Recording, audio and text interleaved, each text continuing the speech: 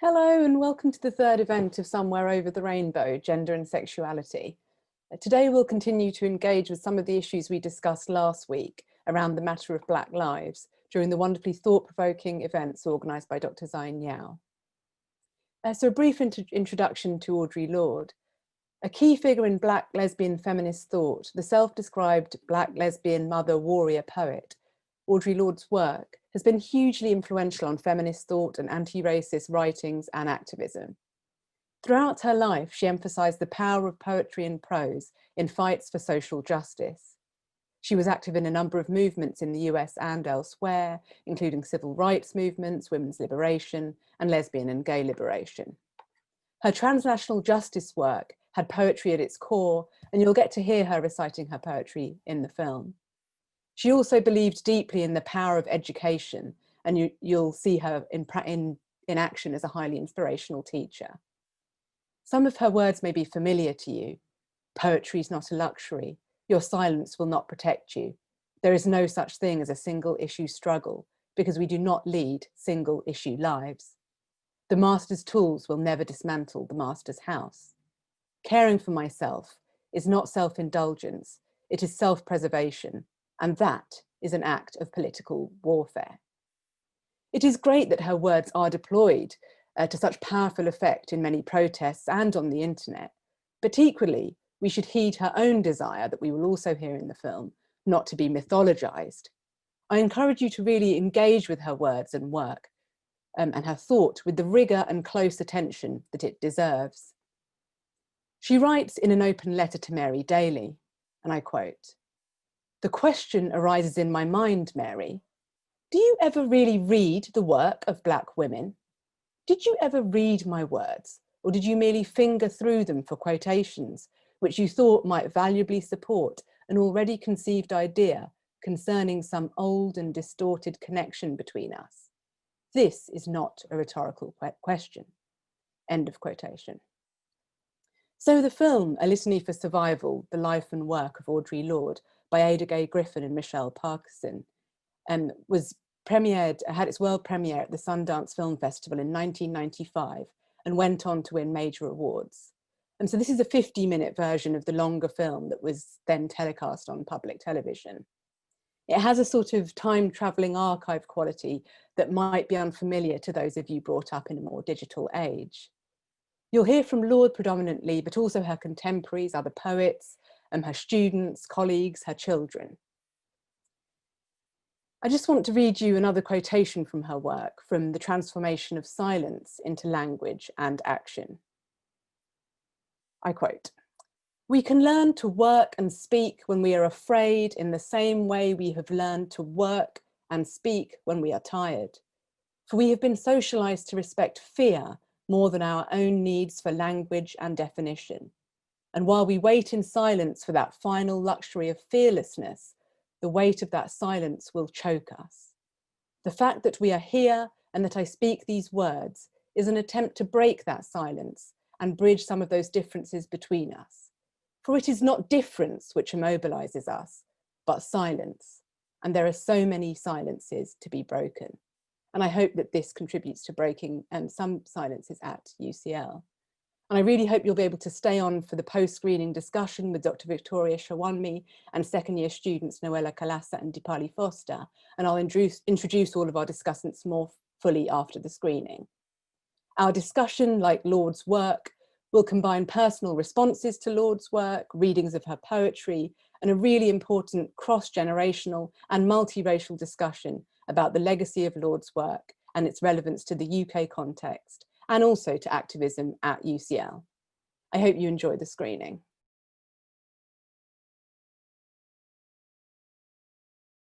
So it's a real honour to have with us today Dr. Victoria Shawonmi, a lecturer at UCL's Institute of Education.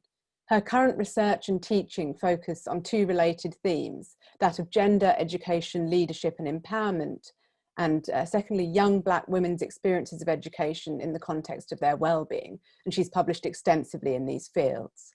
She's been the principal and co-principal investigator for 5 research projects, including gender and leadership in higher education in Pakistan, capturing the voices of BME PhD students here at UCL as well, and Black girls, young Black women's experiences in education. She's been commissioned really excitingly to write a co-authored book with Carol Tomlin entitled Managing Everyday Racism, and an edited book, the Bloomsbury Gender Handbook on Educational Leadership and Management. As an international visiting scholar, she's worked with colleagues in North America, Brazil, Pakistan, China, Azerbaijan, Ireland, Germany, South Africa, and the Caribbean. And a key area of her work is as module leader on 3 BA and MA programs in Germany, in which she introduces Black feminist theory and critical whiteness studies. So there's a direct connection there with Audrey Lorde through the German connection. Dr. Shawonmi will be in conversation with Dipali Foster, who is a second-year student of English at UCL, and who's really interested in LGBTQ plus literature, in particular queer poetry. Dipali is passionate about theatre and journalism and is working to increase accessibility in these sectors. During lockdown, she and a team of students across the UK began designing their own student-led online journal, which will launch in January 2021. It'll hopefully be a platform, she says, for all young people to freely publish their articles, creative writing, and art, and to enter a profession that is too often elitist and exclusionary. Noella Kalasa, who moved to London from NYC, so there's a connection with Audrey Lorde there, is currently studying in her second year of a BSc in natural sciences at UCL, specialising in geophysics and physical chemistry. This summer, she started the Ucl Justice Collective with a course mate. The collective aims to bring together people fighting for change within our university and beyond by providing community, resources, and outreach support. Since starting, they've worked with numerous groups within UCL on workplace equality, racial equality, women's liberation, and decolonising the curriculum. I'm really excited that we're all here together for what, as I said before the film, is a very important intergenerational and multiracial conversation. We need more conversations like this. We're going to start off, we're interested in highlighting kind of personal connections and political connections to Lorde's work. So our discussants are going to start off by reading Lorde's poems, a few of Lorde's poems that speak very directly to them. And Noelle is going to start us off with that. Thank you to all of you for being with us. Hi everyone, thanks for joining. So I discovered Lorde's work fairly recently, especially given how well known she is, and also Hunter College is across from my old high school. But I got to know her a bit more over the summer through recommendations from friends, and it's been really good to explore her message and her ability to express so many clear feelings and ideas. So I'll be reading to you the first stanza and the last few lines of After Images, which is a poem which I feel is really representative of the times that we're living in now. And the reason I chose this poem is because it's a very graphic poem if you read the entire thing, and Lorde forces the reader to recognize that what happened to Emmett Till, who's referred to in the poem, and what is happening now as well in the United States is graphic and it is violent, and it's hard to remove those images from your mind. And so it's hard to ignore such violence, and yet it somehow does get ignored, and people do seem to forget until it happens again and again and again. And we're desensitized. And there's also references to storms and displacement, and there's also a line about breathing, which really reminded me of George Floyd and the hurricanes that happened in the US also over the summer. So reading After Images in 2020 is really moving because it's representative of a tension that existed when the poem was written and which is present today. So I'm gonna start. However the image enters, its force remains within my eyes. Rock-strewn caves where dragonfish evolve, wild for life, relentless and inquisitive, learning to survive where there is no food. My eyes are always hungry and remembering. However the image enters, its force remains. A white woman stands, bereft and empty, a black boy hacked into a murderous lesson, recalled in me forever. Like a lurch of earth, on the edge of sleep, etched into my visions, food for dragonfish that learn to live upon whatever they must eat, fused images beneath my pain. Within my eyes, the flickering after images of a nightmare reign. A woman wrings her hands beneath the weight of agonies remembered. I wade through summer ghosts betrayed by vision, hers and my own, becoming dragonfish to survive the horrors we're living, with tortured lungs adapting to breathe blood. A woman measures her life's damage. My eyes are caves, chunks of etched rock tied to the ghost of a black boy whistling, crying, and frightened. Her tow-headed children cluster like little mirrors of despair, their father's hands upon them, and soundlessly, a woman begins to weep. Thank you so much for that, Noella. That was really powerful. We'll move on now to Dipali, who's going to explain her personal connection to Lorde's work and read us a poem that means a lot to her. Hi everyone, I'm Dipali, and I first encountered the work of Audre Lorde when I began exploring my own sexuality and coming to terms with being queer, which was and still is an extremely isolating and confusing experience. I didn't know what it would be like to be openly queer in an Indian family, and it was daunting. I found myself actively searching for queer material, queer books, movies, musicians even, to provide some kind of guidance and nurturing in some respects.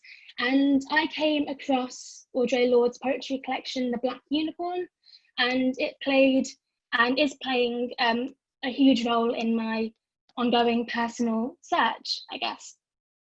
I was touched by the richness and power of Lorde's writing. It's so unapologetically intelligent and fierce and sensual and provocative, and it's something that I hadn't encountered before. And one poem, the poem that I'll be reading, that particularly stood out to me was Recreation, or Recreation, depending on one's reading of it. In my opinion, it exemplifies just how talented she is. It's so tender and emotive, and Lorde's language is unparalleled in my opinion. It connects the creation of art and the act of love.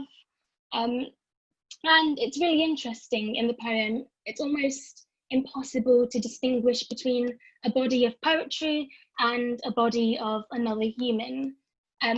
Lorde wrote in her essay Uses of the Erotic, and there is for me no difference between writing a good poem and moving into the sunlight against the body of a woman I love. And I think this quote translates stunningly into the poem that I'll read you now. Recreation.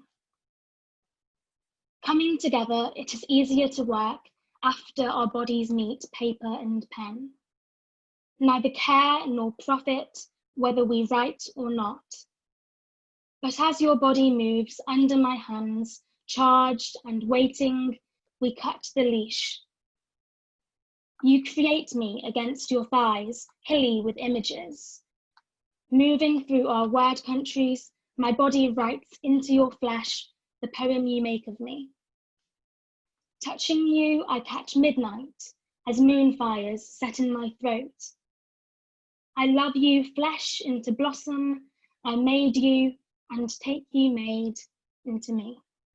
Thanks so much, Dipali. Both of you have made me cry. I'm going to try and hold it together, and thank you for sharing things that are so personal to you.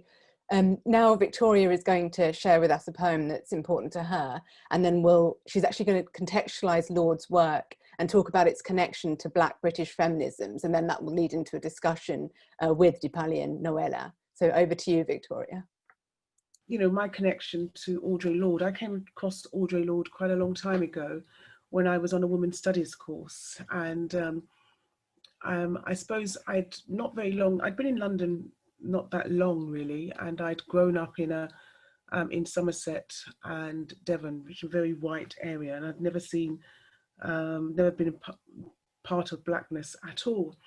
So reading Audre Lorde to me was about very much around identity, and that's the part which spoke to me. And at the same time, as I was reading her, I was also coming to terms with issues around sexuality, because my first husband, who I met at the age of 16, had come out being gay. So it was all very new to me. I hadn't really known what it was. And so the poetry spoke quite a lot to me. So and her work did as well. So I want to read Who Said It Was Simple. So there are so many roots to the tree of anger, and sometimes the branches shatter before they bear. Sitting in netics, the women rally before they march, discussing the problematic girls they hire to make them free. An almost white counterman passes a waiting brother to serve them first, and the ladies neither notice nor reject the lighter pleasures of their slavery. But I, who am bound by my mirror, as well as my bed, see causes in colour, as well as sex, and sit here wondering which me will survive all these liberations. So you can see by that particular poem, it is very much rich with the notions of identity and which face or which me is the one which people will see as they encounter different parts of myself. So it's Audrey Lorde. Now, Audrey Lorde is a really powerful woman, and her words, if you could see, her poetry didn't really become something to be celebrated until later on in her life. As you see in the film, it was very much to be, in the beginning, it wasn't really seen as something which one wanted to be part of. Now, I see her as a pioneer for feminism for Black women and what we stand for. Her, along with Angela Davis, Bell Hooks, Patricia Collins, all of those types of people, but also Harriet Tubman and Sojourner Truth, and people like that, who are Black and they're women, and it's making a statement. I think many parts of Audre became acceptable. People accepted Audre Lorde as against some of the other women. And I think you have to ask questions, why is that? Why do people accept her work, but they found it more difficult to accept other people's work? Like, for example, Bell Hooks, who at the time was not seen as a scholarly woman. But if you then look at her work in more depth, and you can see where she's at now, she's sold so much information. Audrey also, when I think about the theoretical way of what she stands for as well, she really argues against colonialism and what actually is done for, or hasn't done for, organisations, and also the way we live in society. Colonialism was really central to a lot of her work, and how she pushed against this society of whiteness and what that actually meant. At the same time, motherhood, I mean, she brings into motherhood and what she did for her children, and what also she sees as parents, as same-sex parents, and the power which she gave for that as well. And I think that's something which we're more likely will touch on, about the children who live with parents which are in same-sex relationships. And I think that's something which we never talk about at all. And it's something which I talked about with my daughters when they understood that their father is gay, and they were only about the same age as her children as well. I like also the fact of her coming of self, and how when she came of herself and she was able to look in the mirror and say, this is me, the pushback on that is something that many of us will find, whether it's to do with our sexuality, whether it's to do with our race, or whether it's to do with our gender, or whether it's just the intersectional aspect of who we are. When we stand up and say, this is me and this is what I'm standing for, it becomes a very lonely road. And she talks about a lonely road and how that in itself, you have to be comfortable with loneliness to be able to make change happen. And I think as each one of us who are sitting here listening today are going to contribute to our conversation, change takes time to come. And while you're on the road to change, whether it's inner change within yourself to feel comfortable about yourself, it is something which you have to embrace with being different and being on your own. You will always find people on your journey to be able to share what you're trying to do, which I think is really in itself far-reaching. I think her work around dismantling the master's house is really revolutionary, and it really speaks to where we're at with decolonizing the curriculum, and also taking the baton from our masters in the house who feel that they have to play the tune. And I think that's something which we all grapple with, to try and ensure that our change takes place on the way we want it to change, and it's not changing because white saviors want it to change. So there are a lot of different things which I suppose I'm bringing up. And I think the last point, which I think is something which I'm looking more and more at, especially when I think of some of my friends who've just passed away just recently. A very good friend of mine, my first Black friend I made when I came into London, is that notion of cancer and what we do as women if we have breast cancer. Do we restructure ourselves? There's nothing wrong with that, to ensure that we look, in quotes, like women again, i.e. rebuild your breasts, or do you actually not do that? And her talking about that is again something which is starting to be talked about more around women's health, women's menstrual cycle, all the things which have always been kept in a box, especially in the West, is seen as something which we don't talk about. So I think that's what I wanted to say about her. There's lots of other things which I'm sure will come up, but I'm hoping, Natasha, that's something which will help to stimulate some of the discussion as we go forward. Thanks so much, Victoria. That's a lot of lines of thought there. Dipali, I think you had got some questions that students had wanted to bring up in the discussion. Do you want to get us going with those? Yes, definitely. The first question given by a student, it's actually a response to one of Lorde's quotes in Sister Outsider. She wrote, "You do not have to be me in order for us to fight alongside each other. I do not have to be you to recognise that our wars are the same. What we must do is commit ourselves to some future that can include each other, and to work towards that future with the particular strengths of our individual identities. And in order for us to do this, we must allow each other our differences at the same time as we recognise our sameness." How does this, do you think, speak to Black British feminisms today? You mentioned a lot about intersectionality. Okay, so are you asking me, or are you asking, do you want me to have a go at that one? Yeah, sure. And Noella, anyone who...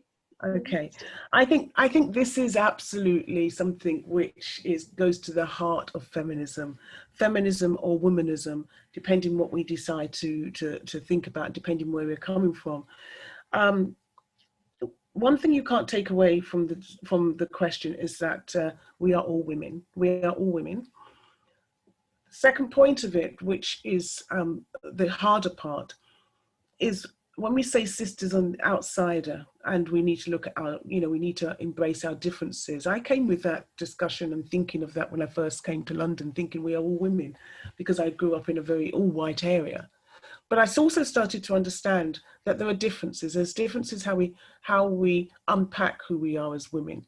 One about class, one about race, one's about disability, and the list may go on. But some fundamental aspects to do with the structural discrimination and systematic or systemic issues around racism and sexism, which takes place for Black women, is something which white women I've still found it very difficult to unpack. And I think that goes back to the days when black women were enslaved and Black men were enslaved, and the women were the white women were the plantation owners of the Black women who were enslaved. And I think it goes back to that kind of conversation. So back to the question of what we can do. Well, I think we need to understand our differences, which I think we understand a lot, but I think the actual microphone needs to be handed over to Black women to have their say. There was a discussion on Radio 4 this week about Black feminism and how they really feel that white feminists just do not discuss us at all. And I think the big thing is if you listen very carefully to a lot of the discussions, they talk about gender and then they say, oh yes, it's about gender and then it's about, you know, Black and ethnic minority. What they do within that discussion is they make invisible the voices of Black women, because there's a very good book called all the women are white, some of the men are Black, and the rest of us are brave. And that's a really interesting book about that. So I don't know if that answers that particular question, but you might want to ask Noella to see if you can add to that. And then we go on to the next one.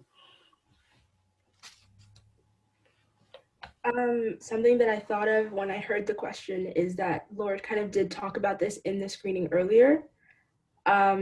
She said something similar, and it just made me think of her points when discussing their kitchen table women of color press, and how there were all of these different women of color who came together and needed to write, but needed to also come to terms with the fact that you're not just a woman of color, like there are many other aspects of your identity which make your experience as a woman of color different in America, especially if you're a Black woman. I think a really important point that she made was saying, like, you know, it's not about it's not about how political the writing is, so long as it furthers our liberation as women of color. And I think that that's kind of what's at the heart of You Do Not Have to Be Me, I Do Not Have to Be You.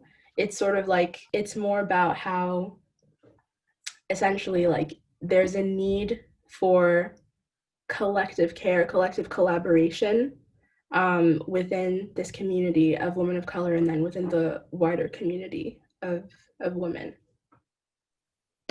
Noella, could you say a bit about how you found thinking about the US context and then the context in the UK?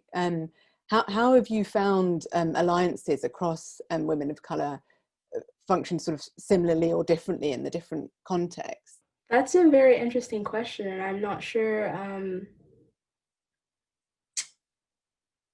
I'm not sure how I would answer that, because actually, in some of our work with the BME network, who held a reading group over the summer on Angela Davis and Our Prisons Obsolete, when we were selecting the work that we wanted to read, which ended up being Angela Davis, we had this whole conversation with Sandy, the BME officer, on whether or not we should choose a UK author, so like a British, Black British author. And what I realized for myself was that I think a lot of times I have sort of failed to research or look into the UK civil rights context and the UK women's rights context, because obviously I've only been here for a year. So that is something that I'm keen to learn more about, but I wouldn't say that I can give you a difference as of yet. I need to do some exploring. Thank you. Victoria, I think you're on mute, but you mentioned the heart of the race when we were discussing this matter earlier, and perhaps you want to add something. Yeah, I mean, Heart of the Race is I think is a really is a classic of a book, because it is a book which is written by 3 female authors, and it really looks at the women who came over from the Windrush and what became of them, and how they held up. They came over to do jobs like, for example, to hold up the NHS, the National Health Service. And it talks about these women. And I suppose it's everyday racism, what they experienced by being, you know, by coming over from the Caribbean, because that's what it was. And they came to the motherland, and the motherland to them was the real main thing. It was, you know, seen as something that this was going to be somewhere where they really were embraced, but it wasn't. It all turned out to be disastrous, and disastrous because they had never experienced what racism even stood for, let alone not being considered to be women. So I think it's a good book to look at if you want to find out anything about historical aspects about women, because not many people have written about Black women's experiences within the United Kingdom from coming from the Windrush. Thank you. Dipali, did you want to move on to another question that students have? Yeah, I just wanted to quickly ask, Victoria, you mentioned the word womanism earlier, and correct me if I'm wrong, I think it was coined by Alice Walker. How do you distinguish feminism and womanism? That's an interesting question, Dipali. I think I stumbled across what it was because as I told you, I grew up in whiteness, and to me, being a feminist was political and really powerful, and it's all about collectively bringing us to women. And it wasn't until I came to London and I was chairing a meeting, which was a union meeting at the time. And I was come to chair the women's group, and it was across London. The equalities group, which I was very much involved with, was very powerful. And I turned up in as I did my DMs and short skirt and jean jacket, which I used to wear a lot. And I said to them, I've come to do the women's meeting. And they said, well, race is next door. So I said to them, I understand, what do you mean race is next door? I'm come to chair the meeting, which is for women. And I think that particular time I started to understand the difference between womanism and feminism. Feminism really, really kind of embraces whiteness. It really embraces whiteness, whereas womanism was really the discussion around being a woman and what that stood for as being a Black woman. Everything about us being Black, whether it's to do with your hair, whether it's to do with your body, whether it's to do with your culture, whatever it is, whether it's to do with your health, whether it's to do with how you deal with your men, a whole range of different things, and also how you interact or disrupt the notion of whiteness with women as well, with white women.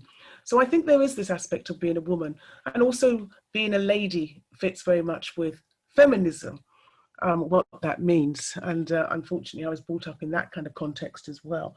So I think that's what it is really. I think it's more of a soul aspect of soulness within the kind of inside of you is that womanness. And I think that's how I learned it. And the more I read about things, whether it was Angela Davis or whether it was Maya Angelou, all of those, I can understand the deepness of what that means to be a womanist in itself. But I also like the word community feminist, which is another discussion.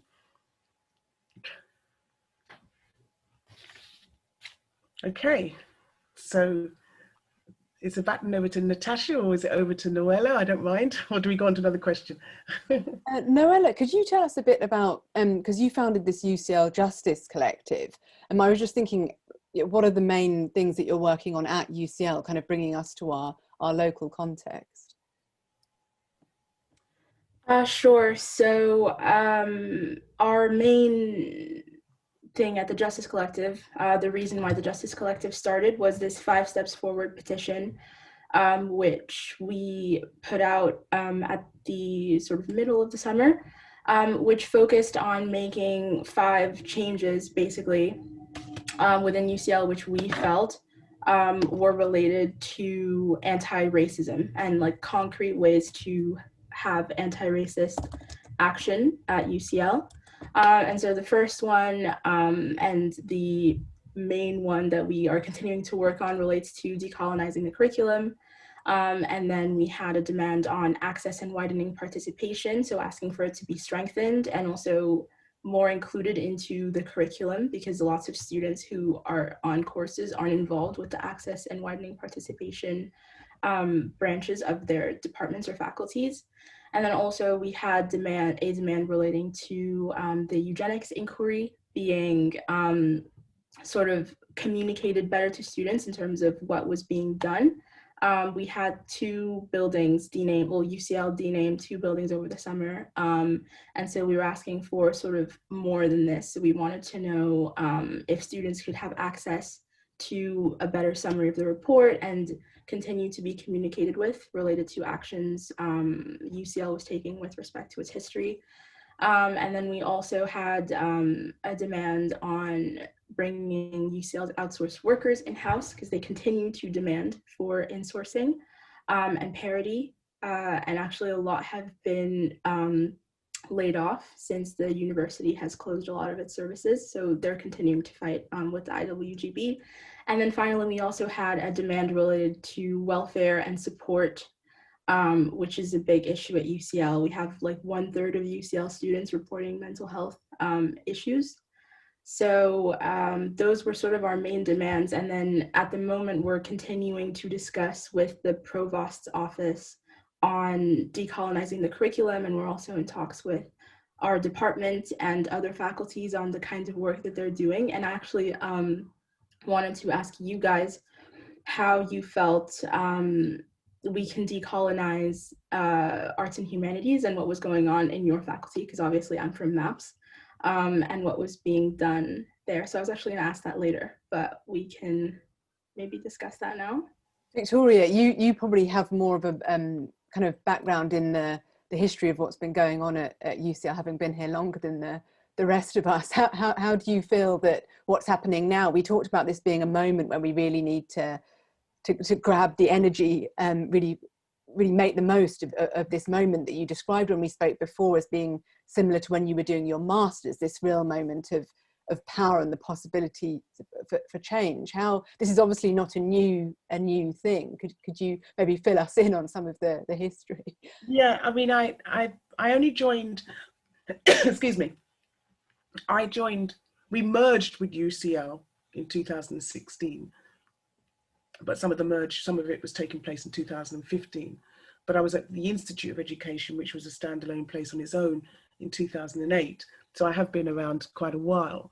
And I would say that the whole discussion on this with UCL across all faculties now, since Michael Arthur came in, which is the provost, came into the university, has really, I think most people have started to grapple with it with that, when he did the connected curriculum. And that was one of his key things, was the connected curriculum, and how we could ensure that liberating the curriculum was one of the strands of the connected curriculum. So I was very much involved with that. I'm co-chair of the Liberating the Curriculum.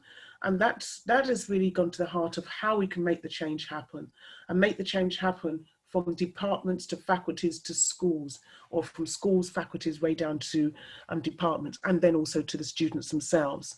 And what we mean by that is, whether it's to do with how we recruit, because that's important, we can have a fantastic decolonized curriculum, but if we've got the same people which are teaching it, there's a problem. There's a massive problem. We can also look at the types of students which we get. If we don't get a good mixture of students which happen to be Black or Asian, then you've got issues, especially if you're looking at home Black students who don't feel that UCL is a place for them. That's a big issue as well. So those types of things are what we've had lots of discussions. Of course, you're going to find people which will find somewhere to hide and want to carry on doing the same thing they've done before, whether it's to do with the same way they deliver their lectures, or whether it's to do the same old same, which is that I will appoint a person whichever way I want necessary, because I want that person to be part of my university, and so I won't use the criteria, I'll use it with tongue in cheek. So all those types of things are what we're grappling with at the moment, but at the same time, change is taking place at quite a speed now, which I think is really, really important. So I think, just to sum up with what you asked me, I think I've seen a lot of change. I think the Liberals are finding it more difficult to just sit on the fence. They've got to make a decision where they sit. I also think that students are also, I mean, I've heard students before who've said, oh, this is a place to come because they think people like us will be more progressive, which is, you know, white and intelligent, and see it as a place they could hide. But they realize now that if they've got to commit to what UCL stands for, and I think that's really important.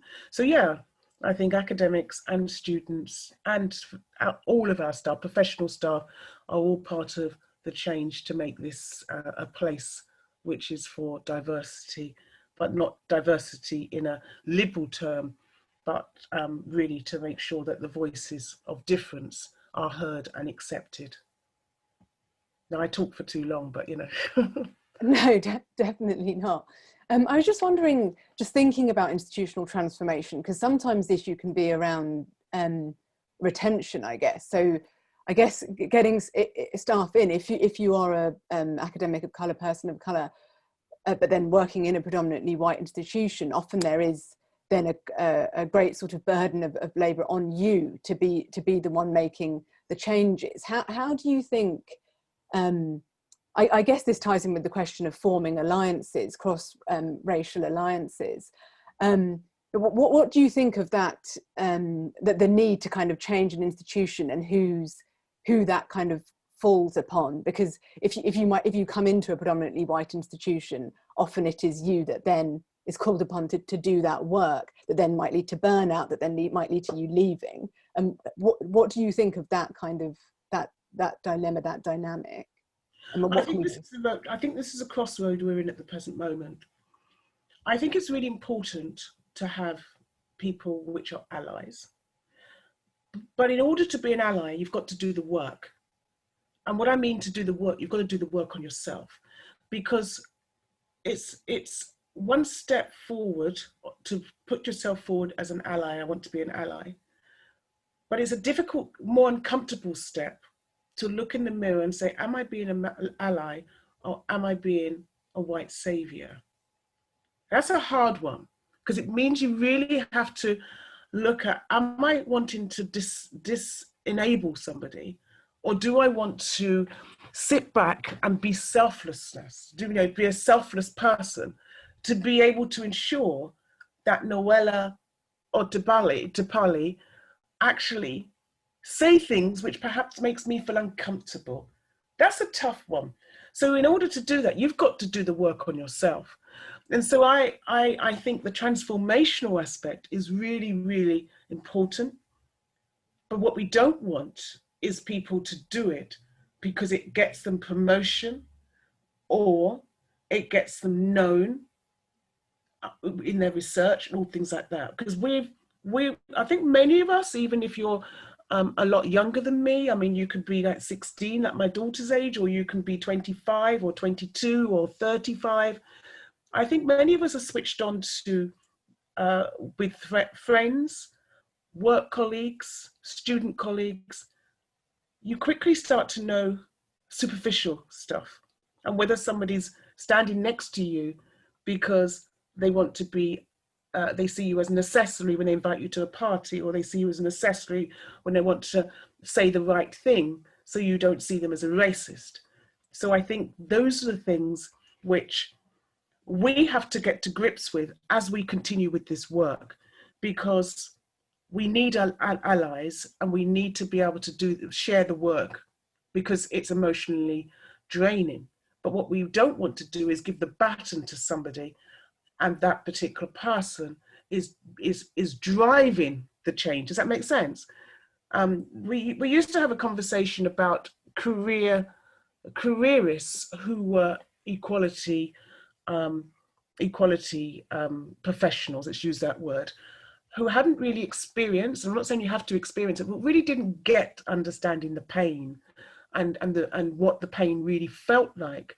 And the pain feels like there are people, even I've spoken to people just this week, who find the pain so great of racism that it affects their mental health in a big way, and it also makes them lose their confidence, and they feel that things aren't worthwhile anymore. There's a whole spectrum where you've got to understand that if you're going to be an ally and you're really going to help, you've got to do the work on you. And I don't think that UCL's done anything about that yet. They've put out, they want allies, but to be an ally, you've got to be able to do the work. And do the work means looking yourself in the mirror and really have a conversation about your own whiteness and your own privilege. And it's not just about being white. You can have privilege, white privilege. If I think about myself and my whiteness, that in itself is a problem, because I've had to get to grips with what my whiteness is as a visibly Black person, and how that in itself has been problematic for people who are around me, which haven't had the same experience, but they're Black. Now, again, a long-winded discussion, and you know, I'll let you continue. But I think that's the key thing. No, those are really important points. I want to let Dipali and Noella speak, but just on that front, I can share an experience of walking into places, but particularly Cambridge colleges. I live in Cambridge. The response I get until I open my mouth with my posh accent that's totally different to my parents' accent, because they sent me to elocution because they didn't want me to experience racism. The initial response, "What are you doing here?" The posh accent, "Oh, welcome, Dr. Tanner." You know, so I really know what you mean about whiteness and white privilege not necessarily only inhabiting white bodies, and I think that's something we need to be aware of. Noella and Dipali, because we've been talking a little bit just now about academic colleagues and institutional change. What do you think of sort of alliances in the student community, perhaps cross-racial alliances, and how that's worked? For example, Noella in the Ucl Justice Collective, Dipali, your work. You've been trying to increase accessibility to the theatre and journalism sectors, and we heard about this exciting project you're working on. How do racial dynamics play into your work? Continuing with the theme of like academia, in the English department, there has been a lot of student activism over lockdown that is continuing and provoking discussions within the department. And these discussions and this activism, well, it all started when we sent a group letter that got 233 signatures, and a manifesto following that. And there's a big interracial and also intergenerational force behind the activism within the English department. It's been from first year undergrads all the way to people in their last year of their PhD, from all different backgrounds, races, and I guess it's kind of grappling with what you were talking about, Natasha and Victoria, earlier, and where the onus should fall, and the difficulty with in a predominantly white department, not putting all the onus on the few Black students or other people of colour who are there. And that's been a difficulty within the English department. However, and there has been a lot of progression within the English department regarding decolonizing the curriculum and reading lists. However, what all the students are pushing at the minute is care. And although texts are changing and we're hearing and reading more texts written by Black authors, the teaching of this and the general environment within the department should all revolve around the premise of care, and care specifically regarding Black academics and staff within the department. And that's the one thing that well, not the one thing, but one of the main things that we're trying to push at the minute. That changing curriculum is really great, and adding new authors is really great. However, it's the manner that these texts are being approached with. Noella. Dipali said about the fact that sort of the leadership of these issues and the ownership of the battle should not fall on Black academics or Black students, kind of brings us to the point earlier about how like I don't have to be you, you don't have to be me. And when fighting for issues in general, it should not be up to the people who are oppressed entirely to solve the problem of their oppression, because it's not like we are responsible for racism. And something that we've seen with the Justice Collective is that like students have raised issues about their academic experience in a university they chose to go to and are being asked to solve the problem themselves, when we're not academics, we're not experts, we're not being paid And we're also being asked to continue to study in the meantime these curricula, which for some of us are disruptive, for some of us are offensive, hurtful, readings which are distressing, etc. And so I think that's something that I want to like bounce back to the group is to what extent or where necessary, maybe is a better word, where's the limit between fighting for yourself and standing up for yourself and demanding sort of change and becoming overburdened with something which you are not ultimately responsible for, or you should not be responsible for. See, I think, if I may come in there, Natasha, I think that's a really good point, what you've both made actually, is that I'm not very maternal, but I'm very maternalistic towards my students, if that makes sense. I think that students pay a lot of money to come to the university. And yes, they need to be woken up, and yes, they do have will engage with difficult conversation. But I think there's a fine line of students volunteering to do some stuff to help the university with actually students being completely overwhelmed with doing stuff, which they shouldn't have to do. And I've helped so many students holding their hands and taking some of that off of them and saying, you're here to do your study and that's what you're aiming to do. Yes, of course, it's nice for you to get involved with some, discussion groups, some debates, which you would do as a normal, all students would do, and perhaps reach out a little bit more, but not to the extent that you're exhausted and burnt out because of the university. The university has to put things in place. You're not the problem. The university has to look at it. And I really talk about this quite a lot with the way we use teaching assistants, which are used to teach students, which is all very good, but they are used in a way that they're over. I mean, one of my students is my students is a PhD student. And yes, of course, they have an opportunity to become teaching assistants as PhD students, which is very, very good. However, the universe, what's happened is these particular students, many of them are from marginalized groups, and they're used within the statistics of ethnicity. Now, why is that of issue? Well, it's of issue because these students, these teaching fellows or students, these ones I'm talking about, which haven't got their PhDs, are also putting their studies on hold to be able to do something which they've got the love for, which is a passionate aspect of being a teaching assistant to students, which are BA students or maybe master's students. And so they then carry the burden of ensuring that change is happening, but at the same time, they're not able to complete their studies. Does that make sense? So I think that's the important thing. And I'm one of those academics that really, I suppose, if I think about my years of being as an academic, I've worked at 6 different universities and I've worked internationally. You have to ask the question, what's happened to my career? And why is it that it's not that I'm not progressed?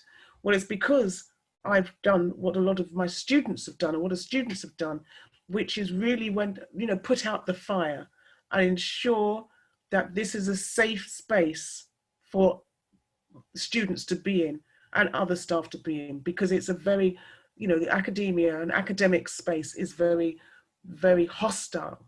It's very hostile. So going back to your question, which you said, really, I think that you need to make a stand, but you collectively in your particular group in which you're doing, you need to ensure that you empower young people, which are students, it's okay to say collectively, no, we recognize and we will help you, but we're not doing the work. We're not doing the work because we've come here through sacrifices of ourselves, our parents, etc., to get the best degree we can get.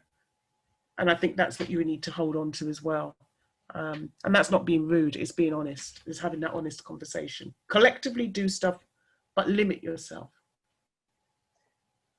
Yeah, Victoria, that's made me think of this book, The Fire Now, Anti-Racist Scholarship in Times of Explicit Racial Violence.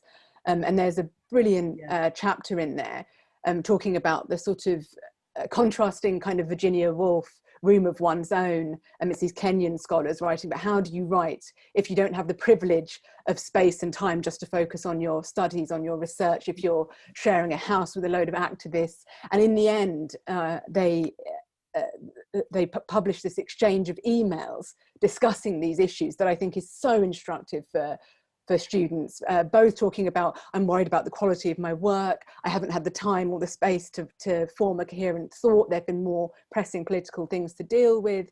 And I think I really recommend, I'll put it in the chat now, but that book I think is an excellent reflection on some of these issues, because you mentioned putting out fires, made me think about that. Dipali or Noella, do you want to respond to what Victoria's just said there? You talking about kind of your students and your experience prior to this in academia does kind of highlight like the intergenerational nature of this dialogue and how quite rare and very beautiful that is. Just what do you think the value of intergenerational conversation is within both regarding Black British feminisms and also within other communities such as the LGBTQ+ community? Oh, it's I think it's wonderful. I think it's look, one of the things I've done with my students this year, and I've done it worldwide in other countries, but I've done it for the first time in UCL, is that I gave my students, I'm the program lead for Sociology of Race for the first time this year, and it's the first time we had a Black academic doing it for Sociology of Race. All right, hold that one. And I gave them an opportunity to do an assignment, which was 2 assignments. They could either do a straightforward essay on race, which is fine, traditional essay, or they could do a critical reflection using an autobiographical account, which led to an autobiographical account, seeing themselves as a racialized being. And what they had to do is go and ask family members about Blackness, grandparents, aunties, uncles, neighbors, whoever it was in their community, and write about it and theorize it with some theory, whether it was to do with critical whiteness, whether it was to do with critical race theory, whether it's feminist theory, whatever it was. Now, what has that got to do with the question you asked about that? The students said, and I had 28 students in the group, they said the module was absolutely transformational for them as students. They said it was the best module they'd ever had. Now, I'm not saying that because it's me doing it or anything like that. This is what they've said. And their writing is, I'm going to put it into a book. It is absolutely phenomenal. Whether they were Japanese, whether they were Chinese, whether they were Colombian, whether they were Israeli, whether they were Black English, whether they were Bengali, what they write in there is about themselves as racialized beings and how that in itself unpacks itself. And they thought, some of them thought that they were, the right on kind of people to do some diversity work, but going in themselves, talking about their school experience, talking about their work experience, talking about being at university, they were master's students. That is powerful. So going back to yourself, Dipali, what you were saying, I had students which were 22, 23, right up to whatever age they were.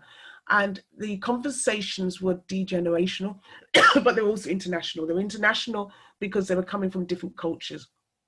But the thing they had in common is that there was nothing which, what's the word? They wouldn't actually, they didn't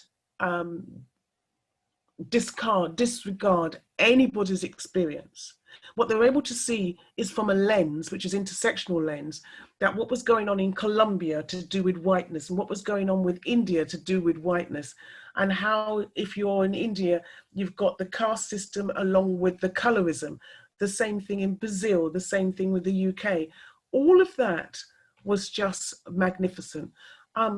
So coming on to Noella as well, and looking at what you're doing with your particular aspect here about the decolonizing, something like that assignment would make many people, many students think, because whether you're an engineering student or whether you're a maths student or whether you're a language student or whether you're an education student, whatever it is, you need to be able to come out of UCL making a difference and think to yourself, I'm going to make a difference. I'm going to be an architect, but I'm going to use the lens to be able to see what I'm doing to impact X, Y, and Z. Or if I'm going to be an engineer, what that does. Or if I'm going to be a doctor, and it's only coming out more and more if you're doing medical, that if you take my blood as a Black woman, what's going on with my blood compared to somebody else's blood? And so it's being able to see that lens across everything we do. We've still got time to do that, but I think we can do that. That you start to see whatever you do, there is an intersectional aspect. So if you talk about disability, how many times do people talk about disability and what's it actually like to be Black and have a disability? Being Black and have mental health issues. You're demonized in the media if you're Black and you've got mental health. But if you're white and mental health, you're seen as somebody who needs therapy. You need therapy and you need to kind of work through things. But if you're an Asian or Black with mental health, you've got your parents to think about and the community, but you've also got society who think the person's completely raving, you know, they really are somebody who's really danger to society. And you see that always spelt out. So I think all those things are things we need to think about when we're talking about Audre Lorde, because she really taps on all those aspects. When it's coming to health, whether it's come to identity, whether it's coming to gender, when it's coming motherhood.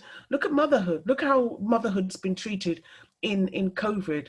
The language they talk about in COVID is as though the only people which are able to, as women, which are being impacted are women which are looking after children. Well, what about the women which are just looking after themselves as single women who don't go outside? So all those types of things, I think, are part of Audre Lorde and what that actually stands for.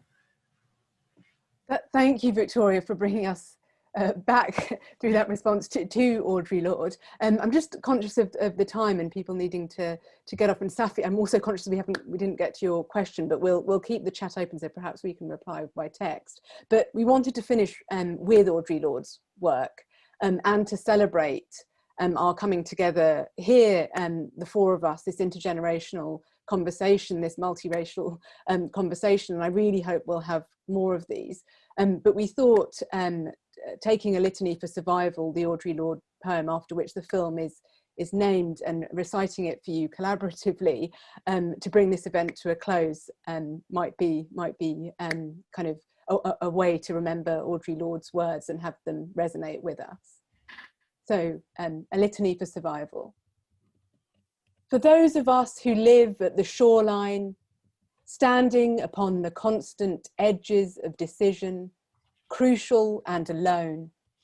For those of us who cannot indulge the passing dreams of choice, who love in doorways, coming and going, in the hours between dawns, looking inward and outward, at once before and after, seeking a now that can breed futures, like bread in our children's mouths, so their dreams will not reflect the death of ours. For those of us who were imprinted with fear, like a faint line in the centre of our foreheads, learning to be afraid with our mother's milk. For by this weapon, this illusion of some safety to be found, the heavy-footed hoped to silence us. For all of us, this instant and this triumph, we were never meant to survive. And when the sun rises, we are afraid it might not remain. And when the sun sets, we are afraid it might not rise in the morning. When our stomachs are full, we are afraid of indigestion. When our stomachs are empty, we are afraid we may never eat again. When we are loved, we are afraid love will vanish.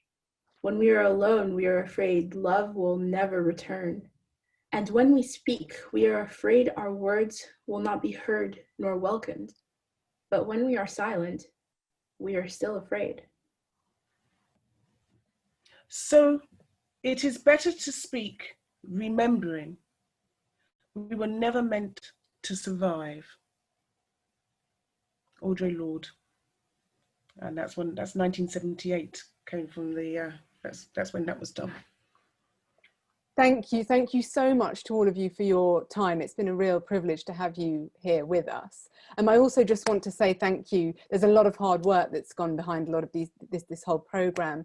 Thank you to Jess Thomas, who's been supporting us today, Catherine Thompson, Dan Poulton in the Faculty Comms Office, and Georgina Bolton from the Faculty Operations Office, who's also supported the organisation of this event. And thank you to you, Dr. Shawonmi, Victoria, Dipali Foster, Noella Kalasa. Thank you so much for being here with me today.